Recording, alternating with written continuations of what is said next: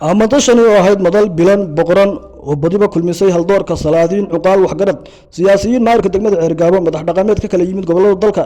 iyo qaybaha kala duwan ee bulshada ku dhaqan degmada Ceelifeen ayaa ahayd caleemasaarka suldaanka beesha Yoonis Ismaaciil Suldaan Cawil Faatax Shire oo lagu caanashubay degmada Ceelifeen ugu horeyna waxaa madashani ka hadlay suldaamo boqorro caaqilo waxgarad iyo aqoon-yahan kala duwan oo aad u tiro badan waxayna ugu duceeyeen in alla ku asturo xilkaasi suldaanka cusub beesha Yoonis Ismaaciil ay yeelan doonto Suldaan Cawil Faatax Shire waxayna carabaabeen inuu yahay shakhsi ku habboon jagadaasi loo soo igmaday maanta waxaad aragtaan siday gacmaha isu haysato siday u soconayaan siday u wada shaqaynayaan siday uga soo qayb galeen caleemasaarka Suldaan Cawil Faatax Shire Cabdi Yare oo maanta hareeraha laga taagan yahay suldaanka maanta aad keenteen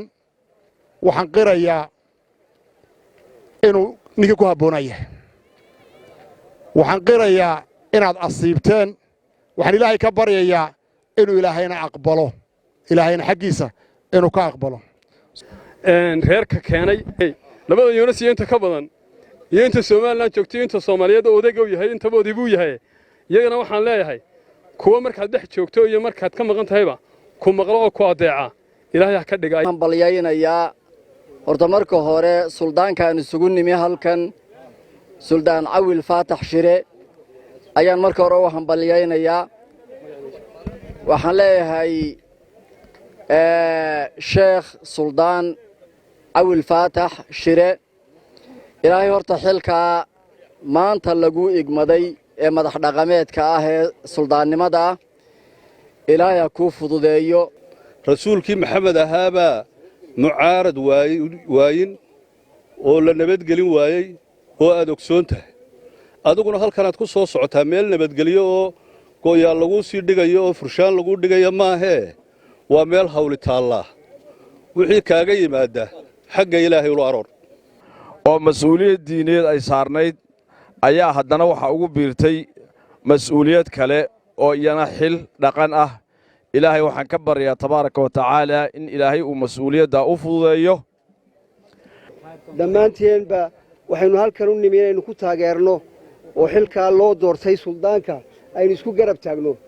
sidaa darteed anigoo ku hadlaya magacayga iyo magaca sandaladda muuse ismaaciil rashiid ama suldaan cabdiraxmaan cali ducaale oo aan halkan joogin waxaan taageeraynaa oo isgarab taagaynaa Suldaan Cawil Faatax Shire oo maanta lagu caleema saaray goobta aynu joogno suldaanka sheekha ugu ducayno xilka ilaahay subxaanahu wa tacaala ilaahay inuu fududeeyo aad iyo aad ayaynu ula shaqaynaynaa haddaanu nahay degmada iyo gobolka waxaanu ballan qaadaynaa inaanu la shaqayno inaanu kala shaqayno wanaagga waxaanu ballan qaadaynaa Cawil inaanu la shaqayn doono uu yahay shiikh aanu aad iyo aad ugu qiimo agtayada kale in badan ka soo shaqeeyay dalka Soomaaliland haddii aan mujaahid ku tilmaamay waxaan ugu tilmaamayaa nabadayntii iyo dadaalkii uu ku bixiyay isaga iyo Suldaan Dhawal iyo inta la mid ah mujaahidiin bay ku yihiin nabadayntii Ceelaf Weyn ducada waa la aqbalay waxa weeye nin iimaankiisa qaba oo sharaftiisa huwan oo culimo ah oo Soomaaliland oo dhan culimo u ahaa baanu madashaa soo taagnay waa ducadii hal gudoomo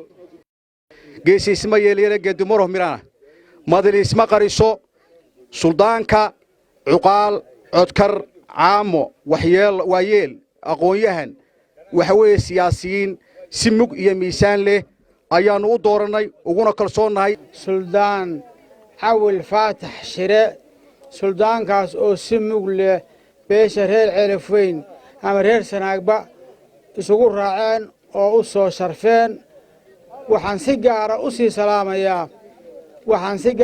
salaamayaa abtiyaashay oo si qiimo badan ugu shaqeeyay ninka Suldaan Cawil Faatax Shire Cabdi Yare cali guuleedna waxaan leeyahay hal baan isagana odhanayaa waxaan leeyahay ilaahay waxaanu kaaga baryaynaa inaad noqoto samatalis ninka madax dhaqameedka waxa hanti u awar muxuu yidhi insha Allah waxaan leenahay suldaanka suldaan ku soo dhawow waad aragtaa Ceelaf Weyn Ceergaabo Hargeysa Burco meel walba waa lagaga yimi insha Allah dadku sidaa aannu kuu jecel lahay dadka adna u jeclow si weyn oo hambalyo iyo milgo leh uga sidnaa haddaannu nahay ergada Ceergaabo ka timid hambalyo iyo salaan diiran oo ay dadkii markaas na soo haleeli waayey noogu soo dhiibeen caleemasaarka suldaanka beeshu soo xulatay annana waannu la qaadannay haddaannu reer Celif weynahay waannu tahniyadaynaynaa waana soo dhowaynaynaa suldaanka inuu suldaankii labadaa reer yahay wixii ka dambeeya waa Somaliland oo dhan buu yahay suldaanka cawil faatax shire yoon ismaaciil oo quri ma dooranayo laba yoonis baa dooranaya laba yoonis baa soo sharaxay halkan fadhiya oo halkan ku soo dhoweeyey waana arkaysaan sida loo soo dhoweeyey ilaahay waxaan ka baryaynaa kii khayrka qaba in ilaahay kaa dhigo kii nabadda sida in ilaahay kaa dhigo cawil faatax shire cabdiyare waxaanu rajaynayaa khayr waa nin diinle waa nin dadnimo suldaan cawil faatax shire ilaahay hawshaa ku fudayo ummaddii ilaahay waa halkaa isugu timi waa lagu ducaynayaa ducadu waxa weeye ilaahay ha ku hawl yareeyo mas-uuliyadda cusub oo kuwii hore aad haysay aad ku dartay ama dadku ku daray allah ku fudaya leh waxaan kaloo u mahad celinayaa cid kasta oo goobtan timi